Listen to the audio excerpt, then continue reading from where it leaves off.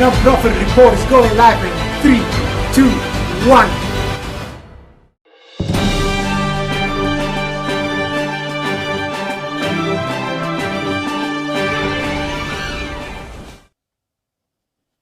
Good morning, everybody. Welcome to our third episode of the Non-Profit Report. We are really excited to share with you guys that this program is getting a really good response. Our nonprofits, especially the local ones, they are really excited about everything that we are bringing to the public. And one more day, we're gonna have a tremendous company today in our studio. This is Jorge Villalobos from The Best Restoration, Masters of Disaster, your host. And in the back is our great Elio La Piedra Fiesta. Yeah, he has too many applauses, I know. But anyway, we're going to start today with somebody that I really appreciate for years, what she does and what she did in the past and what I'm pretty sure that she will do in the future is amazing. How she works. I've seen him working inside of her place, walking around people, trying to help everybody. And that's the reason that our purpose is to try to bring this platform for all the nonprofit that sometimes they don't have messages. And good morning, Lori. Good morning, Jorge. Thank you so much for having me. Oh my God, San Francis house on the house. On the house. We are so excited. I personally know Lori for years, and what she's doing. Again, I want to say at the beginning that thank you for everything that you do for our community. But tell us about how everything started, Lori. How you came to this nonprofit work. Tell us about it. You know, when I was a small child, my mom asked me, I was about 12 years old, and she said, what do you want to be when you grow up? And I said, I don't know, but I do know I want to make the world better. And so that's always been part of my core values, is making sure that every day I'm doing my best to change the world in any small way that I can. And I actually started working, I'm going to date myself here, in nonprofits in 1985. We need an applause, Elio, please. So that's kind of how I started, and I just never left. It was just I had found my calling, so to speak, that I enjoy being of service to my community. I consider it, a blessing from Spirit that I've been able to continue along those lines for as long as I have. And it's been a very long time. Tell us why Gainesville. Well, when I went to school here, University of Florida, and then my mom and dad liked it so much, the area so much, they moved here. And I went away briefly for a while, actually to take care of my grandparents in West Virginia, and that was where I started working with nonprofits first. And then finally made it back home to Gainesville. I was so excited, and that's why I've been here. I always feel like I found myself in Gainesville. It just, I knew who I was, and I knew how to be part of a community, and Gainesville is so embracing in that way that it was just a good fit for me. So I was grateful to be able to come back about 6 years ago. Wow. I love when you talk with people and say, when I was in Philadelphia, New York, in Seattle, wherever they were, they always say, but I always were thinking about when I going to come back. This is so wonderful. This happened when I go for a short vacation. I just say, I'm missing something. I have to come back. I have to go back fast. home. Yeah. And tell us about, because your story is part of United Way, and tell us about what happened before and why you are now in San Francisco. Sure. Well, I had been working up north at a Boys and Girls Club. I actually started a Boys and Girls Club in Indiana, Pennsylvania. There was a one school-based site, and when we left and decided to move down here, we actually had 11 school-based sites. So over a period of about 10 years, I was able to help support, open up all those Boys and Girls Club.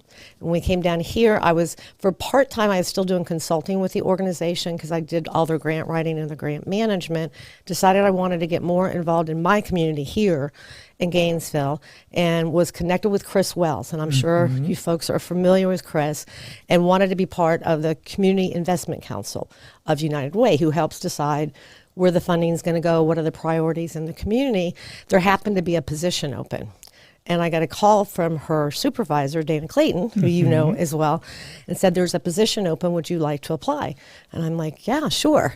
So I started working at United Way full time and really loved it. I'm part of an organization or a group called BNI, which I'm sure you're familiar with, and Al Cockrell, who's my board chair, is there. I think I've been in United Way for about 3 years, and their executive director had decided to resign.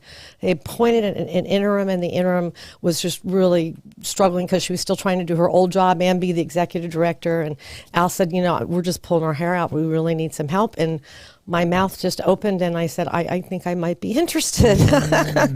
So it just kind of moved from there. I was very, very happy at United Way, as you know, and it just was an opportunity. And I thought, I kind of missed being the boots on the ground. Yes. And so I was really looking forward to that opportunity. It was blessed enough to be offered the position as the executive director. And it worked out well because we had done, as you know, so many volunteer events that I'd coordinated over at St. Francis. So I was very, very familiar with the program, familiar with the staff, and it was a nice, easy transition. That's funny because this is the picture that I have in my head. You were coordinating something in San Francisco for United Way. When I see you there, I say, oh, this place. And now, a few months after, you are in San Francisco house. Yeah. That was kind of a really good moment. Tell us about what is exactly what you do? Because I know that you have a big responsibility. You have 3 different programs or 3 different houses that you have to control. But tell us about exactly what is your daily operation and what the people who go to look for you, what they are looking for. Excuse me. Most of them are looking for housing. That's why people come to us. And you mentioned that we have 3 different kind of programs that we operate, and people are very, very familiar with our food service, our daily meal for food service, where the unsheltered or anybody who's hungry can come get a meal. I think a lot of folks may not know that we actually are an emergency shelter for families and children, families with children and single women. So that's who's actually living in the shelter. That's who our case managers work with to find permanent and stable housing for them. Then we also have Arbor House, and Arbor House is over off of 6th Street, and it's actually a really beautiful old house. It's kind of been restored. There's lots of wood in it, and we have rooms there for either single women or women with children. And that we call transitional because it's communal living. Okay. So everybody has their own room. They share a bathroom with the person next to them. But everything else is, a communal living area, computer access, whatever. The goal with those folks, and the rent is very, very affordable. The rent is only $400 a month. So the idea is that they're going to be there for a year, possibly 2, while we work with them to help them increase their income so that they can have a place where it's a single residence, where it's not communal living. So I really love that program. And the 3rd program we have is Sunrise Inn. And that is a program, there are 33 units there. 31 of them, the residents actually receive housing vouchers. Okay. So, and they are all singles, male or female, and we have had folks, some of them there for 20 years. And it's really great. And again, as they need case management, because, especially some of the folks who start to age may need help accessing Social Security or for some reason Social Security disability. So we have case managers who can work with them. So that's a little bit about all kind of the different programs that we operate, all geared towards housing, permanent housing. Absolutely. Tell us about a little bit more about the San Francisco when the people go and provide food for them, because it's something that I recommend everybody, a business that they want to be part of this experience. Please, you have to contact Lori because, I personally say I went different times there. It's a great experience. And not only this, is that the privilege of give to others is something that is priceless. Tell us about how this works and how is the organization for the people who be in the schedule to feed the people. Sure. Well, and that actually has changed a little bit since COVID. What we've had to do is and we kind of missed this. It was such a great opportunity, not just for, businesses to have a way to give back, but also, for our shelter guests, to see that people care about them, serve them a meal, have a meal with them. And with COVID, we can no longer do that. Now, the community has adapted with with is, and their flexibility is great because they can still bring meals to the shelter. They just can't serve the meals to the shelter. So that part is still happening, and the community has been great. We have every night our volunteer coordinator, Caitlin, has a different group come in and provide food for the meals for the evening shelter guests. This is my next question is how COVID affect the whole operation for you? You know, the biggest change, which is one that you helped us through, and we certainly appreciate it, is we moved our daily meal service from inside to an outside area, you know, for a couple of reasons. Number one, we had more area to social distance. Number two, we were worried about cross-contamination. You know, people coming in, and then we got the shelter kits, the kids, whatever. And you and your team spent several days putting up a temporary shelter for us, and it really saved us. You know, made sure that folks could stay out of the heat, they could stay out of the rain. So we so appreciate you that's and your great. team for donating It's a message for Roger and all the crew that they were there. Yes, thank you, Roger. A couple days helping us to put this out. And tell me if we have somebody here that have the benefit to obtain some great things from for San Francisco House, what this person gonna say? What is you think that the experience that they have when they go to your place? I think one of the things that we are able to do, you know, one of our core values is dignity and respect, you know, and understanding that you meet people where you are. One of the, you know, case management is where a family is connected with an individual who helps them figure out what is it that you want. Where do you see yourself? What do you want to do? It's never about us telling people you should get a job and you should do this and you should do that. It's like, what is your dream? Yes. What do you want? How can we encourage you to do that? So, you know, I think that's probably the best thing we can give folks because it honors who they are. You know, they've already got, I always say that the first step for them ending their homelessness is to come into shelter. Yes. You know, they're not on the street. They're making sure that their kids are protected, that they're not sleeping in a car. They're safe. They got a roof over their head. They're getting their essential needs made. And then, you know, once they kind of, you know, settle a little bit, because, you know, being homeless is traumatic, not can be, but is traumatic. So people need time to feel safe. And I think that we give them that time. And then once, you know, they kind of figure out what they want, we provide resources for them to help get there. We partner with the Early Learning Coalition to get child care vouchers. You know, we work with CareerSource to make sure that, you know, they're applying for jobs. If they need help with with a resume or an application, they know that they can come to us or CareerSource and get that support so they can move out of shelter. That's great. Well, because I remember something, and it has to be a really big impact for you when you have kids also in the middle of all this process. I remember that I personally did a water damage for you. And, Yes. And we went to help, but at the same time that I was doing the job and putting all the equipment with the other guys, I just remember to see these kids running from one side to the other. Was at the beginning of COVID, if you remember, Yes, because everybody has to use a mask and they have different colors.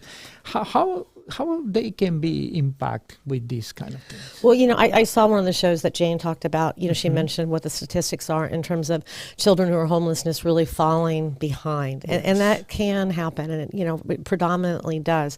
One of the things we were blessed with through Alachua County, the CARES Act, is we're able to set up kind of a learning lab so we can do virtual learning, you know, through not just through online school, but also, you know, to have folks. I've got Linda Perry. I don't know if you know her. Yes. She's going to, you know, do a Zoom thing and teach the kids how to do balloon animals. You know, just something that's fun, that brings joy to them. And then we can do other programmings. I think, you know, Mike Tomino, who wrote the superhero book. Yes. And he and I are partnering to do some activities with the children, again, virtually, you know, to encourage their self-esteem, their self-confidence, and let them know that, as Michael says, they are superheroes. Yeah. You know, so we want to say thanks to Michael, because Yes. I'm pretty sure that a lot of people love what they do, and every time that I see all these creatures around and all these superheroes is something you know, absolutely wonderful. Thank you, Michael, again for what Michael. you do. Then tell us about how we can help, because most of the time these organizations, they do a tremendous job and they help a big amount of people, but not all the time they have the resources to do it. Sure. What is that the community can do to continue supporting you and also helping you with other projects that you have? Tell us, somebody's hearing right now, what I can do to help. Tell us an idea. Well, one of the volunteer opportunities that we do still have available are for very small groups of 5, and it's outside. Everybody would be outside. As you know, the grounds always need weeded, or, things just kind of need picked up and stuff. So we do have those opportunities that are available for small groups. But again, social distancing, mask outside. The other thing, if somebody wants to do tutoring, if they want to help children with their schoolwork, we can arrange Zoom meetings so that they can help them with that. We always need data entry, and nobody ever jumps up and says, yes, me. So Yes. data entry. Anybody who wants to do data entry, we can accommodate that as well. We do have a wish list on our website, an Amazon wish list. As I mentioned to you briefly before, we used to be able to accept donated items, like clothing or linens, towels, and we can't anymore unless they are shipped directly from like Amazon or JCPenney's or whatever, unless it's something like sheets that are wrapped in that plastic. Of And again, course. it's just because of COVID, because the plastic we can spray. And we don't have the capacity to wash all those items, and that's based on our CDC guidelines. Our poor volunteer coordinator gets calls all the time. When can we come back? When can we? Yes. As soon as the CDC says that it's okay. Then I want to do this on air. I think I broke the rules because I went directly to San Francisco's house with a lot of jackets know. that we bought. And possible, if I made something illegal, please let me know. I don't have a good lawyer, but possible I can have one. Well, actually, what we did is Charlotte Mendez, who is Cleaning Genius, Yes. she arranged with the dry cleaner, and we were able to get all those dry cleaned. Well, they were brand new. By I know. the way, I just want to let you know. And they were brand new, and they were lovely, and they went to good use. So, anyhow, but in general, it's just and I had a friend call the other day on same thing. I've got towels and sheets. And I said, okay, this is what you can do. I said, if you're willing to, I said, you have to wash them. You have to put gloves on when you take them out of the washer and put them in the dryer. And when you take them out of the dryer, you have to have gloves on, and you need to put it into a plastic bag, making sure you're wearing a mask all the time, the whole time. Okay, if this process is right now a big issue, tell us about what is the process with Amazon. Then you have a wish list. Yes. Can you tell us where we can go to check this out? Because, by the way, you do a tremendous job in Facebook. I'm a really Facebook guy, and every time that I see, I'm needing this, I'm looking for this, this is something that you cannot pass, because as soon as you start to read it and say, I need these things, we know that somebody, it's not you. This is what I try to explain everybody when these communities, they ask for help. It's not them. It's that they have behind a big group of people that they are in need, and they need these things. That means that tell us about the process with the wish list, how this works. Sure. You just go to our website, which is stfrancishousegNV.com. All one word, Saint is ST. And it says wish list, or how you can help. There's different tabs that will all take you kind of to the same place, and it gives you what our wish list is on Amazon, the things that we need. Over the holidays, obviously, we were looking for coats, hats, mittens, gloves, etc. But some things are just basic things like, shampoo, laundry detergent. One of the things, I want to move toward is actually developing welcome home baskets. Yes. So when somebody finally moves out of shelter, enter their new home, that they've got everything they need. Because you think, they don't have laundry detergent, they don't have bleach, they don't have mops, they don't have brooms, and just the idea of people being able to say, I want to sponsor, Yes. a welcome home basket. 4 plates, 4 cups, whatever. So that's one of the things that we'll be looking at in the future. We're kind of figuring out what that looks like. And once we do, I'll have my wonderful marketing person, or my Facebook person, Yes. post that information on there as well. And you don't think about it. We moved to our country, from our country, almost 22 years ago. Oh, wow. And when we came here, we didn't have nothing. Nothing. Again, you have to go to Walmart and buy even a trash can. You Yeah. don't have even a trash can. Or a sponge. Then Yeah. nothing. Nothing. Then you realize what happened between today and a week after that you go to a new place, you don't have nothing. This is something that we can promote for the people, for our business community outside, how we can put something together to try to have this welcome basket. I think it's a great idea. Yeah. And then we can just work together. If I have a couple of guys that they want to work with us and with other friends of the, by the way, because we have a lot of people that is watching these programs right now, that they call me and they came to me and they say, hey, George, whenever you want to put something together for them, please let me know. Awesome. That's mean that, but we need to hear. That's the reason Sure. of this program. We need to know what the people need. Chris Wells was absolutely wonderful. By the way, I talked with her the last week. Nice. I loved Chris Wells. With the new grandbaby. Yes, she is so excited, 17 months old, Oh, but gosh. she is having fun. And I talked with her, and one of the things that is important is that we have to continue communicating to the public what exactly is the needs of every single nonprofit, because every single one has a different need. And then as soon as we know exactly where we are, possible is going to be easier for us. Tell us other things that we can do to help you, because I want to say something really fast. Sometimes I have a mentor that years ago, he told me, if you are looking for people, you have to look for your employees' family, or you have to go to the churches. The people going to recommend you. It's good people. This is what you have to do. I went one day to volunteer work in San Francisco's house. That, by the way, you put this together. And I met a lady there. The name is Beth Hammock. And Beth Hammock was helping me and helping the rest of the people. We were folding clothes and trying to figure out what clothes is good. By the way, this is not my expertise. I didn't know nothing about this at this time. But, I was the guy with the bad jokes, and I was the guy trying to help everybody. But at the same time, I met Beth Hammock. And today, after a year and a half, she is my operation manager, and she will be with me for the rest of her life because I love her. These places, sometimes you never expect. You're going to meet some really important people who are going to impact your life. What they are there, because they have the same kind of mindset than you. Heart. You want to help. Then I invite you one day that you don't have this kind of possibility to get great people. This is great people. Everybody who come here to this show every Monday is because they have something special. I think the heart is so big. Sometimes for big business owners, it's bad to have a big heart, but you can figure it out. We can figure it out. Another thing that I want to say is tell us how you run your day.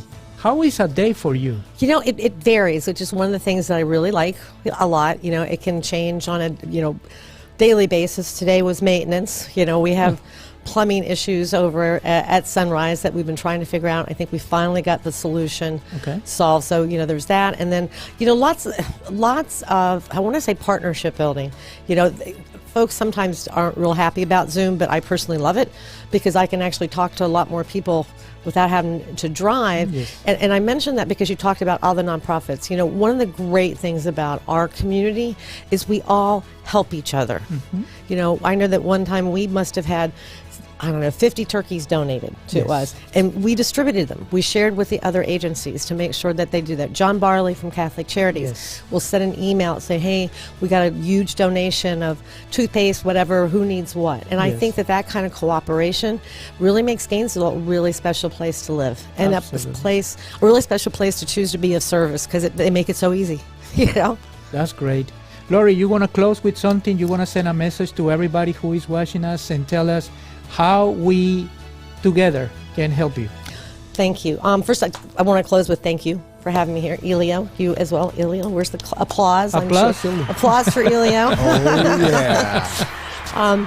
And so, I guess I want to close with about how grateful I am. I'm grateful for you, Jorge, for everything you've done for our shelter, for the folks that you have brought together from our community, and you and Elio putting this show together to let people know about all the good things that are happening in our community. It's a challenge for everybody right now with COVID, and I think having a show like this where you showcase, hey, there's still great things happening in our community. Yes. And the best way to help us is to visit our website, because it's got everything there right for you.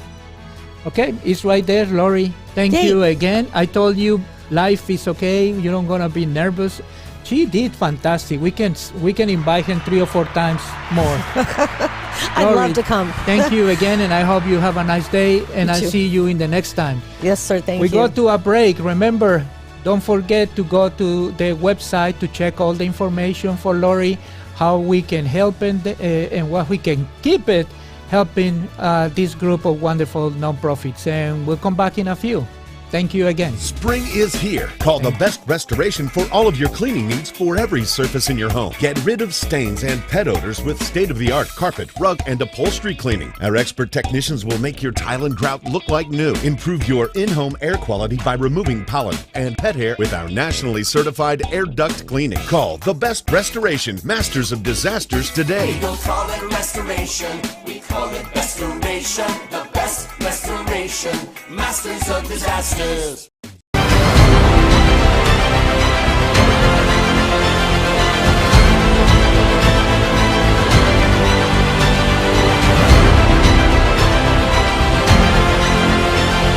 non-profit report is going live in 3, 2, 1.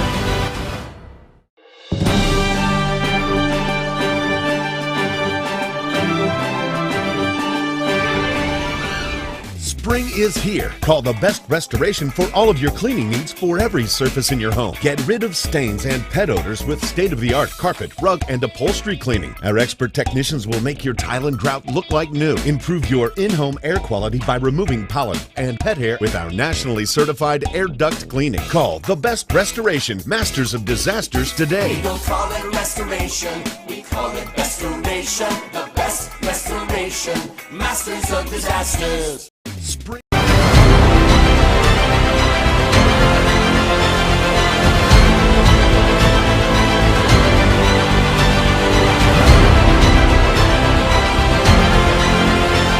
The non-profit report is going live in 3, 2, 1.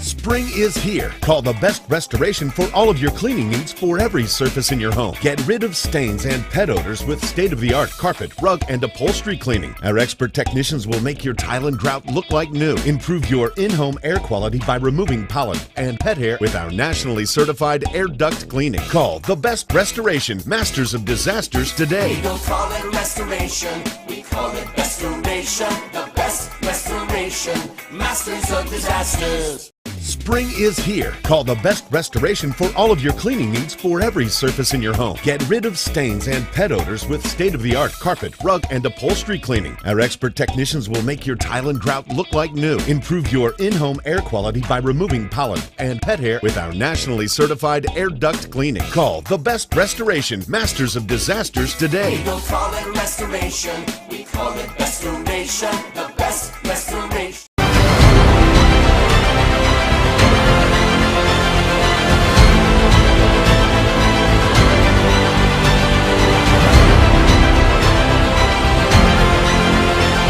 The non-profit report is going live in 3, 2, 1.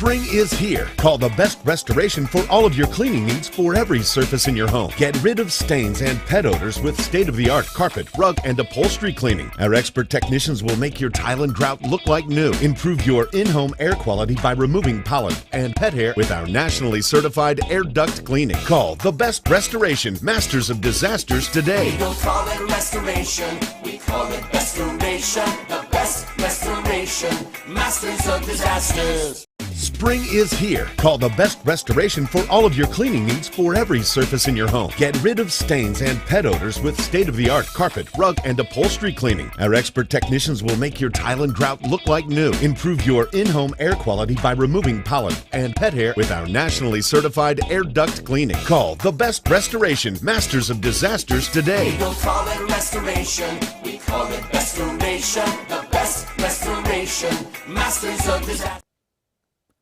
Good morning. We come back to the second part of a third episode of Nonprofit Report. This is Jorge Villalobos from the Best Restoration, Masters of Disasters. In the back, again, Mr. Elio La Fiesta Piedra. And too many people applauding here. This is great. We have our second group of people. Thank you for coming. We have Marcela Papa and Maggie Lavorta for Community Foundation at North Central Florida. Big name, large name. Take a while to learn this, yes? Well, thank you, ladies, for being here. We really appreciate it. We are trying to spread the message of all these nonprofit organizations, and the best way is to have so important people here. We have two bosses, by the way. I love when we bring people and say, I'm the boss and I'm the boss too. I love this.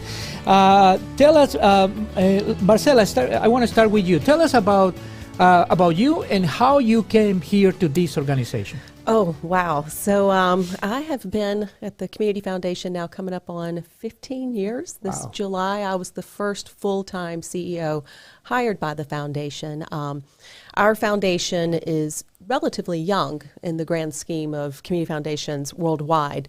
We were founded in 1998 by members of the Estate Planning Council, and it was a group of volunteers, that founding board that pounded the pavement and spread the word about the Community Foundation. And then, and I believe in 2001, Dr. Robert Cade, everyone knows the creator of Gatorade, yes, gifted our first major gift to put the Community Foundation on the map. And so that gave us enough resources to hire a full-time person. And yes, at the time, I had been in Gainesville for a couple of years. I came from actually the publishing world.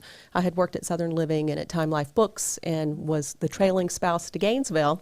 But I had gotten very involved in the community through the Junior League, and I got the phone call and asked if I would consider coming to work for a nonprofit. And so the rest is history. I've been there now, It's 15 funny years. because I heard your story the day that we went to do our class, that the name is? Oh, the Board Academy. Board Academy. By the way, for the other students, I really appreciate it that you consider myself the best student in the class. I really appreciate that. This never happened. My wife is in the other side saying this never happened. But tell us about, because I get surprised when everybody say, I just came from a different place and I started to work here and everything changed. What changed? Well, as I said, I came from the corporate world, Yes. for-profit, and I became heavily involved in the community, and I knew nothing about a community foundation and found myself thrown into this and absolutely love it. I love the work that we do. So essentially, we're a 501c3 as well, and people create their charitable funds at the Community Foundation, and we are their philanthropic back office. So getting to know donors, Yes. and what motivates them to give, and learning about the amazing work that takes place in our community, what these nonprofits are able to do. It's amazing. It really is. It just changed my entire perspective. I didn't realize that this is where I would end up. Absolutely. But I love it. Wouldn't change anything. Tell us about it, you, Maggie. So I've been in Gainesville since 1980. Came to do an internship. Needed a job to let my husband finish what he was doing. And so took a temporary job at Meridian Behavioral Health Care that lasted 36 years. It's also a nonprofit. And so got to know the foundation in Barzella, because obviously nonprofits all kind of gravitate to working with the foundation in one form or another. I was on the board for a little bit of time and then got too busy to be a good board member. Yes. And so when I retired, Barzella reached out and said, so, you still too busy? And Yes. so I came back on the board. I love what the Community Foundation does, because it allows people who have an interest in supporting nonprofits in the community to learn about them. We now have this thing called the Philanthropy Hub that allows donors in the community to go online and see whether this is really an organization that is going to make good use of their money. None of us wants to donate money when we don't think the organization is strong and merits the support. So this is an opportunity to look at that.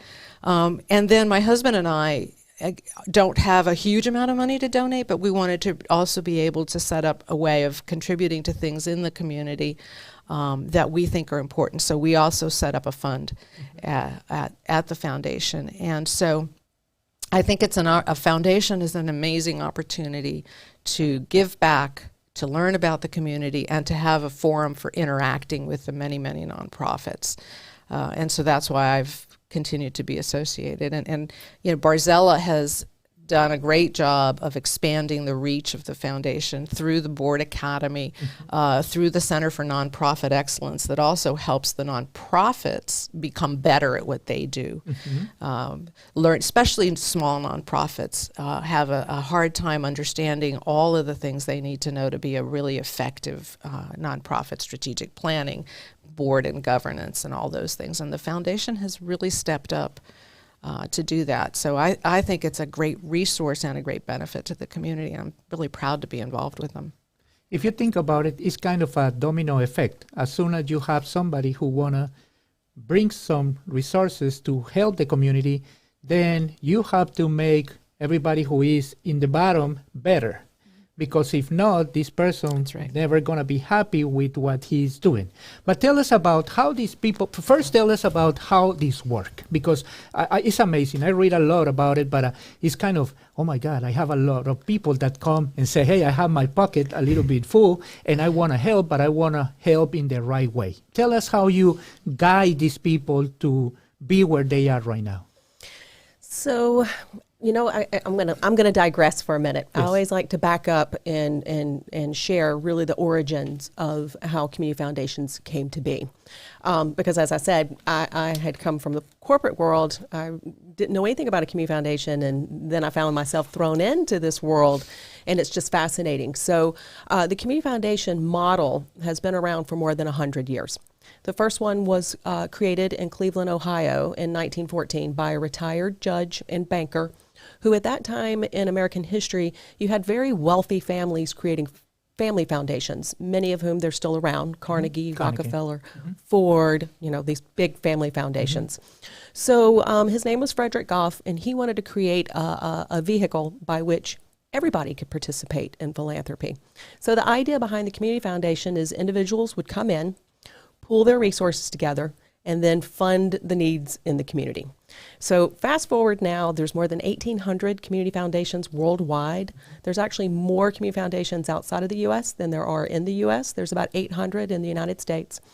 The first one that was founded in Florida was in 1964. So it took it 50 years before it got here to Florida. And we're one of 28 within the state. So an individual or a family or a group of people that are passionate about something will contact us to create their charitable fund. And then we work with them to identify the greatest needs, organizations that are working in that space, because essentially, we're the funder. So we want to make sure that their dollars are used appropriately and effectively to generate the biggest impact. So fast forward now, we have about 120 different charitable funds at the Community Foundation. We manage about $22 million in assets, and we oversee the distribution of about $3.5 to $4 million a year in grants in the community. So that kind of led us as the funder into this nonprofit space of we want to make sure the nonprofits are sustainable, operating effectively, and meeting those needs as well. So that's how we found ourselves in the space in the last 5 to 6 years of working really closely with their boards so that they have a strong board supporting the staff in any which way we can. Yeah, but I also read, and this is amazing, all the information about that not only you have the benefits to give money, is that you have a big group of financial planners behind the whole process to also offer a benefit to the people who is doing this donation. Tell us about this, Maggie. Or you want to take that?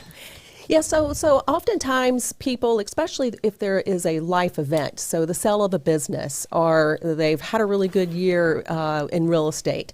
But for some people, like for financial planning purposes or for tax purposes, they'll want to make the contribution to a 501c3 to get the deduction from their taxes. And sometimes they may not necessarily have a charitable inclination yet.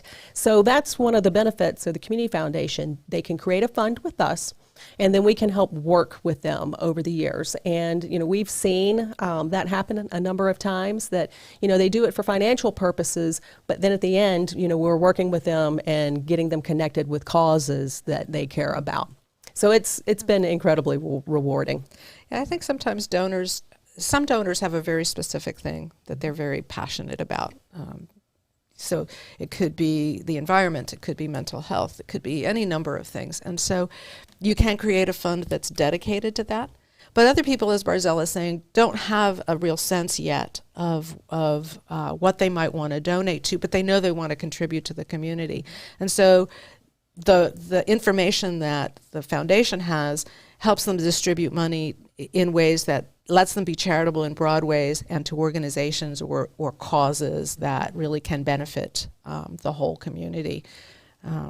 So listening to your earlier segment about St. Francis House, the homeless, the benefit to the homeless, and working with St. Francis and Grace and people who want to contribute to that, the foundation can provide a vehicle for doing that and information about the best ways to do that. And certainly they've worked with other big issues. Mental health is a big one. Environment's a big one in this community. And so those are all things that the foundation can help guide.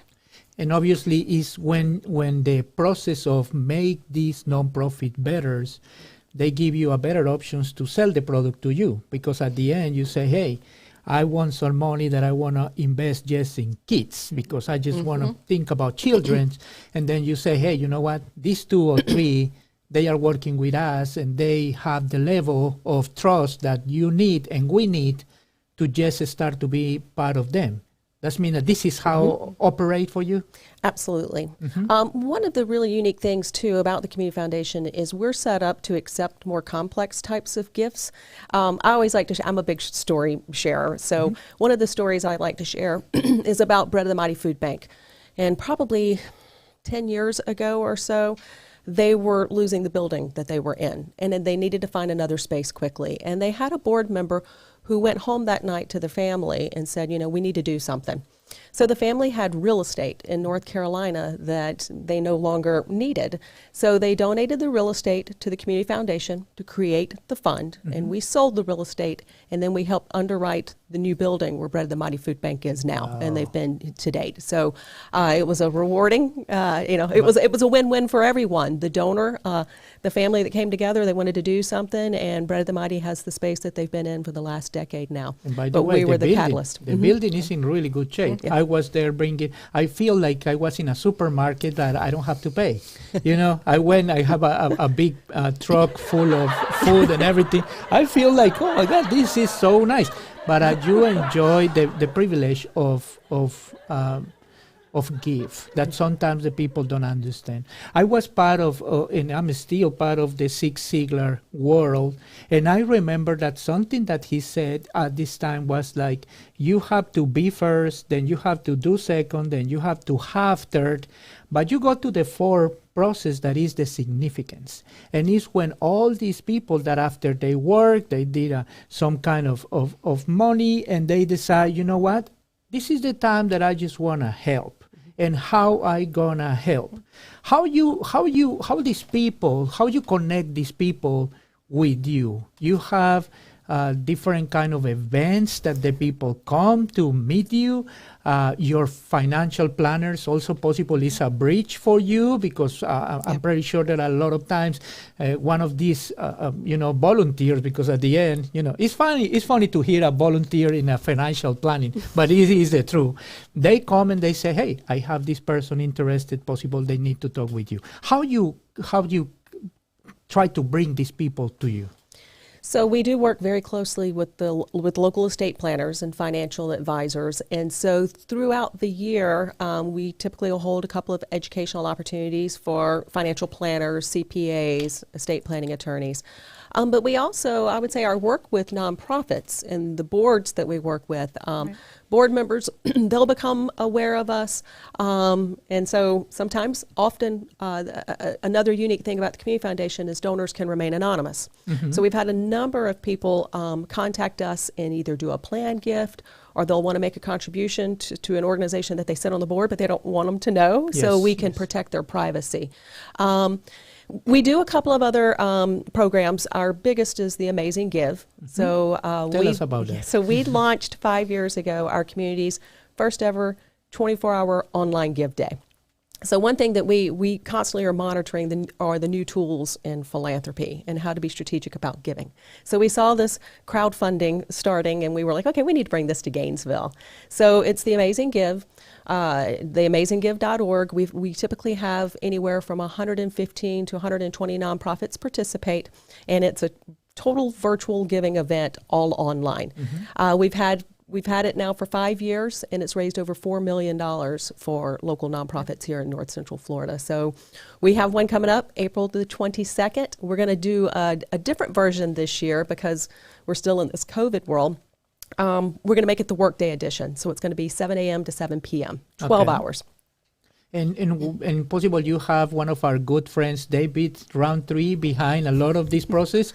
He is one of the models that we use because we are, not really nice guys. Then we invite David here, and everybody was like, we want the program, but if David is here, but it's really hard because I know that he is so happy with you.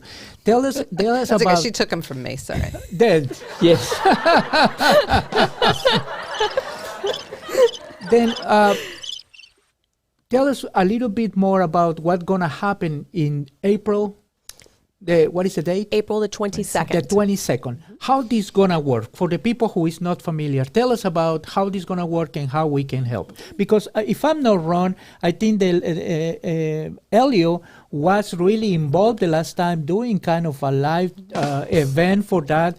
And I think he bring more people because at the end, this is what we do here. Try to tell more people, hey, this is what they do. How are we going to help?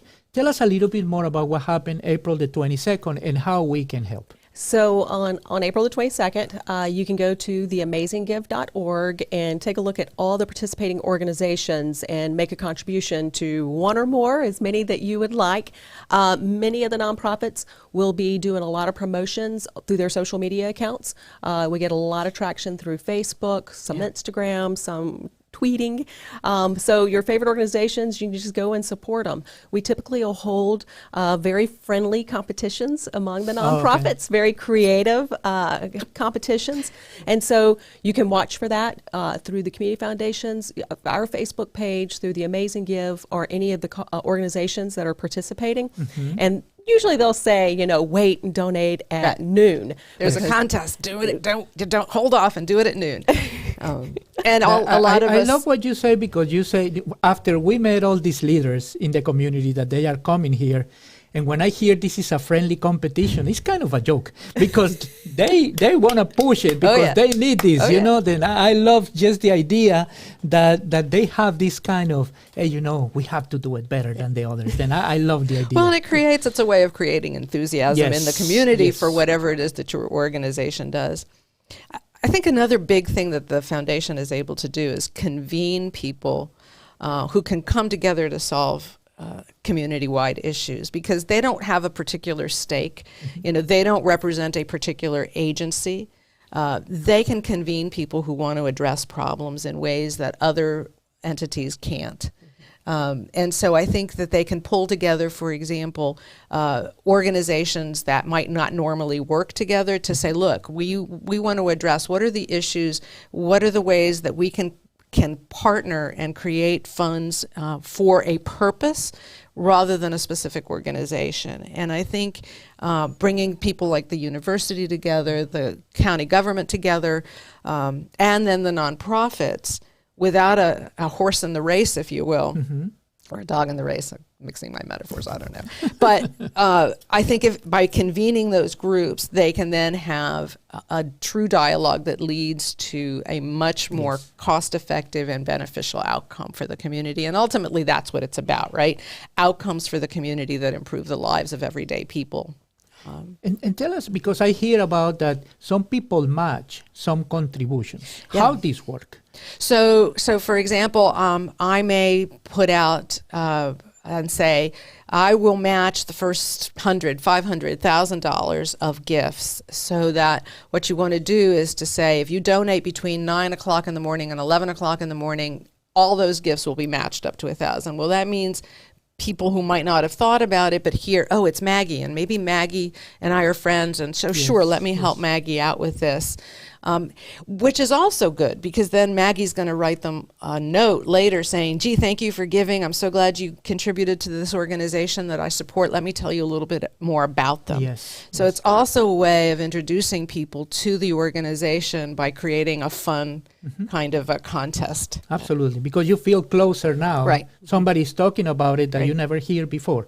And this is the other thing that I want to talk about is the training that you do to the local people to get better in these things. I never were in a board class for a nonprofit.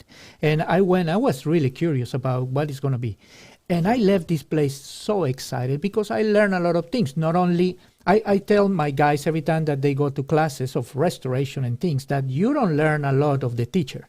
You learn a lot of the people who ask questions, because everybody is asking something that possible the teacher knows, but say, oh, this happened to me too.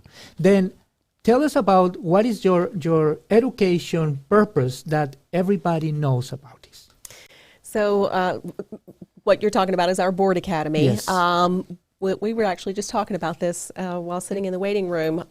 As a funder at the Community Foundation, oftentimes we are contacted by organizations when they're in financial dire straits, when there's been a breakdown.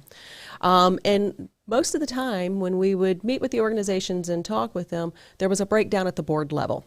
So we saw this, I mean, it's not prevalent, but we would see where organizations need board members, and they want good trained board members that'll come right on and know what's expected and what the legal obligations are. So we rolled out with the Board Academy about 1.5 years ago just to test the waters of doing a 2.5-hour, 3-hour training about the roles and responsibilities of an effective board member, the financial obligations, the fiduciary piece, what comes with, Yes. what You want comes with experience. if you're going to be on a nonprofit board of directors. We've had about 250 people to go through the training in the first 1.5 years. Yep. So there was definitely a need for it. And then also we're trying to help get people placed on nonprofit boards. It's an amazing experience that, to go serve on a board for a cause that you care about. Really, for me, as I said, I came through junior league, and that opportunity taught me so much. It was the place where I could try new things that, because my background is in publishing, it's writing. Yes. So it gave me the opportunity to try on hosting a fundraiser or event planning, or, it gives you the opportunity to learn new skills. So we work also with nonprofit organizations with board recruitment, the training, and getting people placed as well. Board recruitment is an incredible challenge for nonprofits, because you want boards that reflect the community, that value what your organization is doing, that are diverse, and not just diverse in terms of race, ethnicity, gender, all of those things, but also diverse in terms of skill set that they bring to the board. We all need lawyers and bankers and people who represent the faith community. And so it's this challenge of creating this talent pool and having access to readily trained board members who can bring that expertise and that passion. As I always say, nonprofits need people who bring expertise, passion, and money doesn't hurt. So that's the other thing. Did you hear that this I part, think. Mr. Elio? We bring the passion. We don't know about the money and the rest, but we are doing the right thing. Go ahead. Oh yeah. So I think that's really critical as well. Yes. Recruiting solid board members is wonderful, because board members can lead an organization to greatness or to failure very readily, and they need to know how to hold the management of the organization accountable. CEOs have a lot of power to filter what gets to a board. And it's really important that board members know what they're looking at and that they're getting enough information to judge that the organization is performing correctly. And I think the Academy helps board members know what they should be seeing in order to make that judgment. And I can imagine how the publishing background that you have, how it's helping you to write all the grants, yes? Because this happened exactly for Jane, for Family Promise, that she is incredible doing this process because it's not easy. No. You are looking for help. You have to be sure that you do a big paper with a lot of content, a lot of information, because at the end, it's a lot of people who are going to decide about it, you know? Then it's really good. Tell us Jorge, we have some comments here. Okay. Yes, we have this one right now. Okay, go ahead and read it. So it says, muy buena labor la que realizan. Very good labor what you guys are doing. We also have this one in English. Oh, boys, thanks, Jorge. Oh, my boy, David, round That's 3. that David guy. Yeah, I know. I'm going to invite you again. Don't worry. Oh, this is my wife. Beautiful. We pay Susie just to be one of the person in the show. Well, tell us to close. Tell us, what are you expecting for the coming years and how the people that is in the other side of this can help you? You can start and we'll leave some time for Maggie. Okay. Well, first of all, visit our website. I see it's posted there, cfncf.org. And there you can learn more about the work that we're doing. You'll learn more about the organizations that we're supporting, our upcoming trainings, our upcoming events, including the Amazing Give.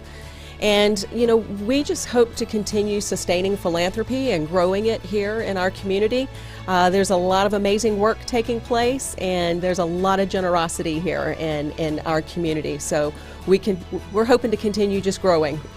Can you tell me a statistic, because I remember that you said in the class, what is our position in Gainesville about all the national communities respecting the donations or the way that we help? Oh, Alachua County is consistently in the top 30% of counties across the United States for charitable giving. I think we were. I love this We were information, ranked yeah. 300 out of over 1,300 counties. This is just crazy. Maggie? So I would say if you're a community member and you want to be involved and you want to donate, check out the Philanthropy Hub, which is on the foundation website. If you don't know what you want to give to, you can look through use it as a catalog of potential organizations to donate to. And if you just want to know if they're solid, that will be there as well, all of their financial and historical documents. So, you know, my close, give Gainesville, give Alachua County. Yeah. Ladies, a pleasure to have you here in the program. Thank you for all the information. Thank you for everybody in the other side. This is so important that we know exactly how we can help and what exactly they can do with all the money of you rich guys. We need you here. Thank you, Elio, again, and everybody involved in the production, and we'll see you next Monday. Thank you and have a nice day. And ladies, thank you again. Thanks for having us. Thank you.